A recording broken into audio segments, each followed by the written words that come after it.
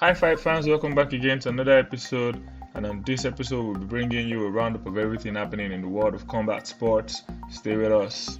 Night's boxer Anthony Joshua is finally back to winning ways after he overcame American fighter Jermaine Franklin in a 12-round bout on Saturday night at the O2 Arena in England. It was Joshua's first non-world title fight in 13 bouts. Anthony Joshua said he was disappointed with himself after defeating Jermaine Franklin on Saturday night. Joshua's disappointment was over the fact that the match did not end in a knockout in his favor, but dragged on in his opinion to 12 boring rounds. Even though the Nigerian-British boxer managed to defeat Franklin by unanimous decision, in his words he said, "I am a bit disappointed," when he spoke to Talk Sports. It wasn't a knockout and the people are bored of 12-rounders. Joshua almost started a mass brawl with Franklin's team immediately after the final bell rang, before they were separated by security, with Tony Bellew even trying to get involved. Alright, now massive anticipation for Israel Adesanya taking on Alex Pereira. MMA's fighting Sean Al-Shatti, Alexandra K. Lee, Damon Martin, and Jed Meshew put their heads together to debate on the impact of Pereira and Adesanya's grudge match. Adesanya is already the second greatest middleweight of all time. That will not change if Pereira busts his broom by completing the series sweep at UFC 287. But the thoughts on who Adesanya is and how he will be remembered will certainly get much duller if there is a man out there parading himself with a 4-0 record against Easy in his prime. If Adesanya finally gets the job done, he can render this entire saga down to nothing more than a weird side story in his career. But if not, Pereira will haunt every conversation regarding the last style bender. Israel Adesanya and all his fans will be hoping to get a win, to get this monkey off his back once and for all. Alright, now moving on. The opening card of the 5th PFL regular season went down on Saturday, April the 1st, from the theater at Verdun's Hotel in Las Vegas, Nevada. Setting the stage for the headliner was last year's light heavyweight kingpin Rob Wilkinson, who welcomed former UFC title challenger Thiago Santos to the Smart Cage for the first time by extending the Brazilian's losing record. And in the main event, featherweight Victor Brendan Luani began the defense of his championship with a dominant display against former WSOF champion and UFC title challenger Marlon Moraes.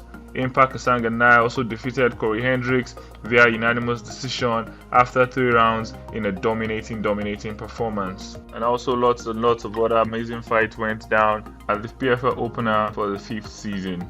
Moving on to some news from the welterweight division, Belal Muhammad recently met with Dana White and the UFC to discuss what's next for him. Although it doesn't appear any decision has been made, Muhammad says he's never backed down from a challenge, but after recently dispatching another unbeaten prospect in Sean Brady, he's not really interested in taking another step back in the division while trying to gain consideration for the title fight. Muhammad could still fight for the title next, so he's certainly not giving up hope, especially without any signed contract between Leon Edwards and Colby Covington. Until that's officially out of reach, Muhammad will continue to push for a shot at gold. If that is ultimately unavailable, he's only interested in fighting champions, former champions, or the number 1 contender in the division. In an interview, Belal Muhammad went on to say, "For me now, I am only looking upwards. The only guys upwards are Covington, Leon, and Kamaru. Kamaru did not take any damage in this fight, and he's still fighting. He's still talking about fighting." Belal Muhammad seriously looking at taking on Kamaru Usman. However, it's yet to be determined if Kamaru Usman is interested in this fight and just how long Kamaru Usman will need to get himself back in shape and back in the right state of mind. Still staying in the welterweight division after a 3-fight losing streak, which is comprised of 2 failed title bids against Kamaru Usman and a defeat in a bad blood grudge match against Colby Covington, Jorge Masvidal is looking to begin a charge back up the welterweight ladder. Given his form, it's perhaps unsurprising that Masvidal enters this Saturday pay-per-view as a heavy underdog, but in front of his home crowd, Gamebred has promised to deliver a beatdown. During a recent interview with Brett Okamoto, Masvidal looked ahead to the task in front of him at Miami. The BMF title holder reflected on how far he has come, noting that Burns is looking to send him back at UFC 287.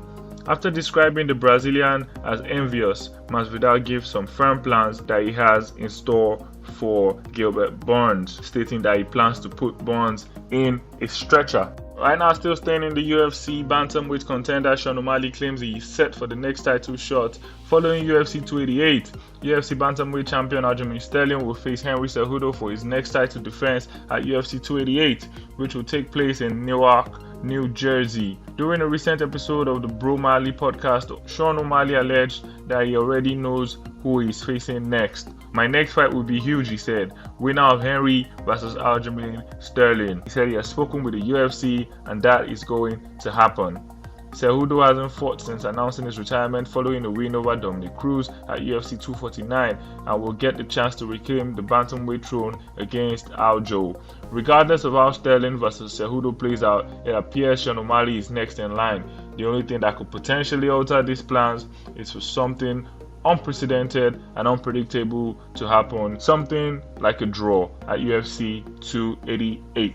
Right now we enter into the world of boxing. Anthony Pettis managed to pull off a majority decision win over Roy Jones Jr. in his professional boxing debut in the main event of Gamebred Boxing 4. Fighting in front of his hometown Milwaukee crowd, Pettis looked confident trading hands with one of the most accomplished boxers of all time. While Jones appeared to land the cleaner punches, Pettis had the higher output and was constantly marching forward. When it was over, two judges gave Pettis the fight with scores of 77 and 75, 78 and 74, with the third judge officially scoring the fight 76 and 76, which resulted in a majority decision in favor of Pettis.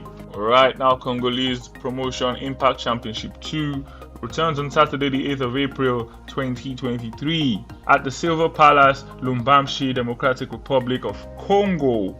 The main event sees Dauda Kamara taking on Kitese Romain, while the co-main event sees Ananias Mulumba take on the Nigerian Uchejim Onyeka. The card is also stacked with a lot of African fighters who are interested and looking to take their game to the next level. Watch out for Impact 2 this Saturday. Alright, and that brings us to the end of this new segment. Thanks for staying with us. See you next time.